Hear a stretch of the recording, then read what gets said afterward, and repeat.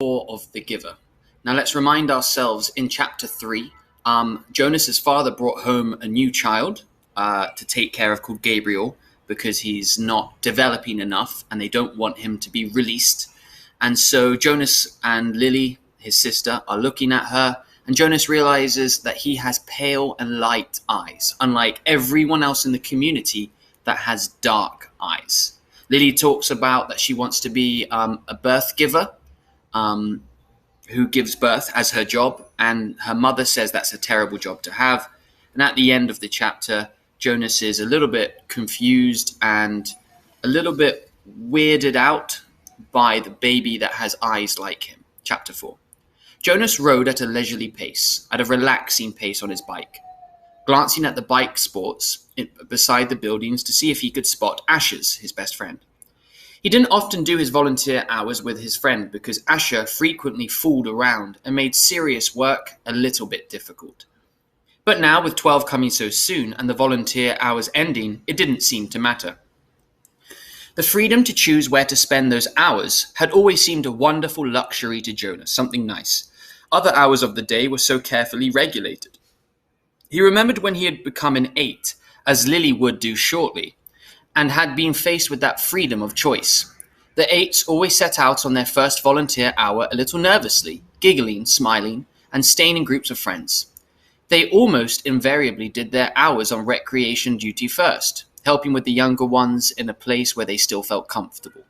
But with guidance as they developed, self-confidence and became older, maturity, they moved on to other jobs, leaning and going towards, gravitating toward those that would suit their own interest and skills. So before you turn 12, when you turn 8, you volunteer, and what you choose to do in your volunteer hours is up to you.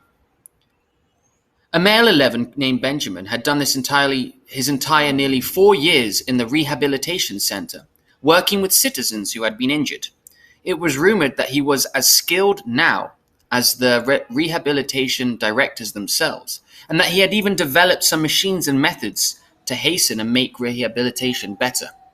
There was no doubt that Benjamin would receive his assignment to that field, to that area, and would probably be permitted to bypass most of the training.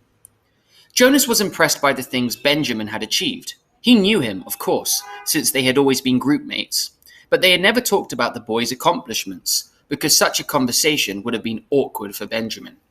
So a new character, Benjamin, who spent all of his time basically volunteering in a hospital. There were never any comfortable ways to mention or discuss someone's successes without breaking the rules against bragging, even if one didn't mean to.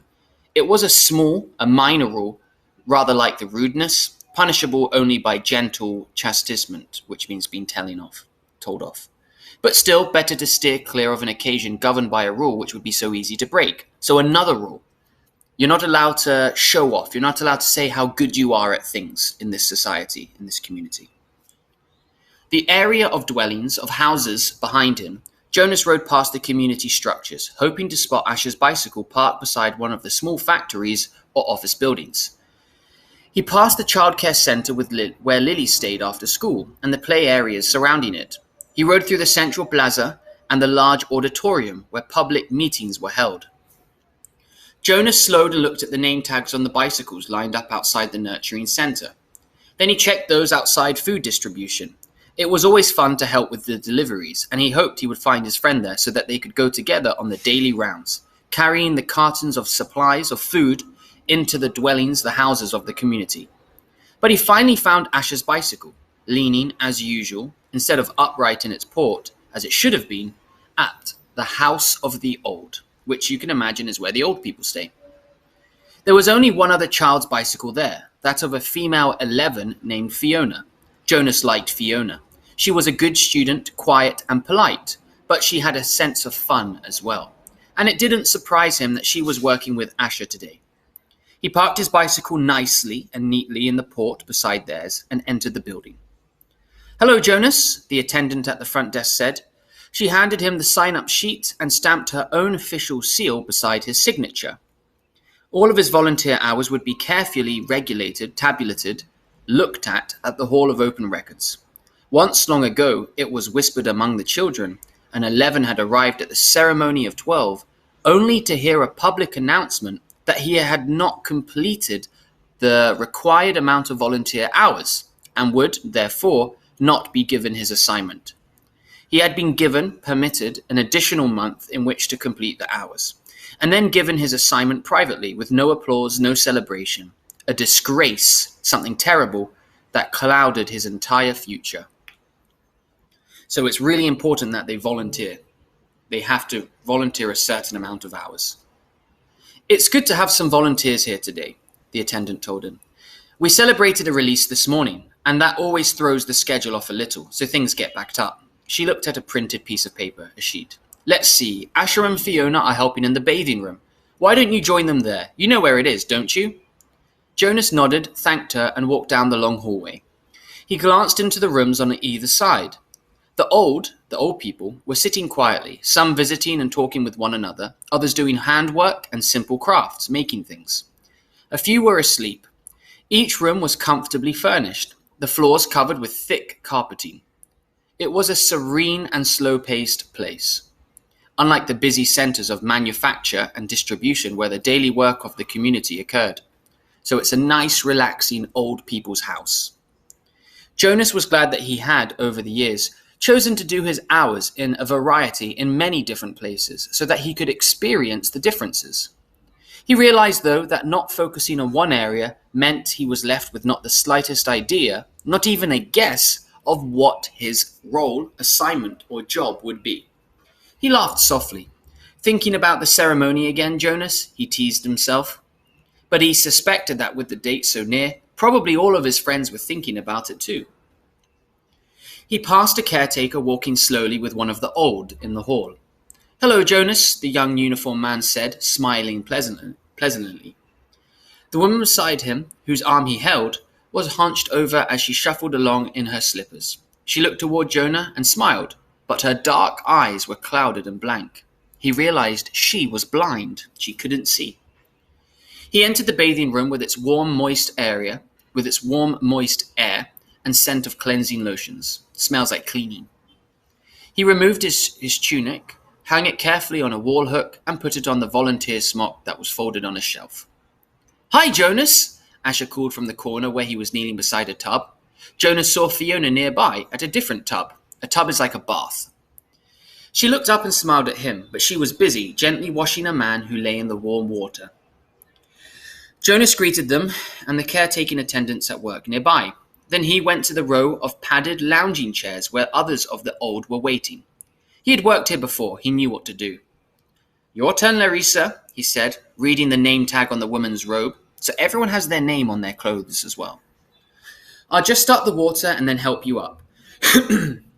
He pressed the button on a nearby empty tub and watched as the warm water flowed and came in through the many small openings on the side. The tub would be filled in a minute, and the water flow would stop automatically. He helped the woman from the chair, led her to the tub, removed her robe, and steadied her with his hands on her arm as she stepped in and lowered herself. She leaned back and sighed with pleasure, her head on a soft, cushioned headrest. "Comfortable?" he asked, and she nodded, her eyes closed. Jonas squeezed cleansing lotion onto the clean sponge at the edge of the tub and began to wash her frail old body. Last night he had watched as his father bathed the new child. This was much the same. So the old people and babies both have fragile skin, soothing water, the gentle motion of his hand, slippery with soap. The relaxed, peaceful smile on the woman's face reminded him of Gabriel, the new baby, being bathed. And the nakedness too. It was against the rules for children or adults to look at another person's nakedness. But the rule did not apply to new children or to the old. Jonas was glad. It was annoying. It was a nuisance to keep oneself covered while changing for games. And the required apology if one had by mistake looked at another's body was always awkward. So you can't even look at people when they're naked. He wouldn't see why it was necessary. He liked the feeling of safety here in the warm and quiet room. He liked the expression of trust on the woman's face as she lay in the water unprotected, exposed and naked and free. From the corner of his eye, he could see his friend Fiona helping the old man from the tub, and tenderly put his thin, naked body dry with an absorbent cloth. She helped him into his robe. So they're just describing what they're doing here. They basically help the old people wash themselves in the bath, and they help them get out. Jonas thought Larissa had drifted into sleep, as the old often did, and he was careful to keep his motion steady and gentle so he wouldn't wake her up. He was surprised when she spoke, her eyes still closed. "This morning we celebrated the release of Roberto," she told him. "It was wonderful." "I knew Roberto," Jonas said. "I helped with his feeding the last time I was here, just a few weeks ago. He was a very interesting man." Larissa opened her eyes happily. "They told his whole life before they released him," she said. "They always do, but to be honest," she whispered with a mischievous look, "some of the tellings are a little boring. I've seen some of the old fall asleep during the stories, the tellings. When they released Edna recently. Did you know Edna?"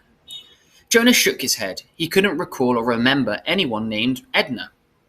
"Well, they tried to make her life sound important and meaningful. And of course," she added primly, "all lives are meaningful. I don't mean that they aren't, but Edna, my goodness. She was a birth mother and she worked in food production for years until she came here. She never even had a family unit." Larissa lifted her head and looked around to make sure no one else was listening. Then she confided, "I don't think Edna was very smart." Jonah laughed. He rinsed her left arm, laid it back in the water, and began to wash her feet. She murmured with pleasure as he massaged her feet with the sponge. "But Roberto's life was wonderful," Larissa went on after a moment. "He had been an instructor of 11s. You know how important that is. And he'd been on the planning committee. And goodness, I don't know how he found the time. He also raised 2 very successful children. And he was also the one who did the landscaping design for the Central Plaza. He didn't do the actual labor, of course. He planned it. Now you're back. Lean forward and I'll help you sit up." Jonas put his arms around her and supported her as she sat. He squeezed the sponge against her back and began to rub her sharp-boned shoulders. "Tell me about the celebration." "Well, there was the telling of his life. That is always first. Then the toast. We all raised our glasses and cheered. We chanted the anthem. He made a lovely goodbye speech, and several of us made little speeches wishing him well. I didn't, though. I've never been fond or I've liked speaking in public." "He was thrilled. You should have seen the look on his face when they let him go."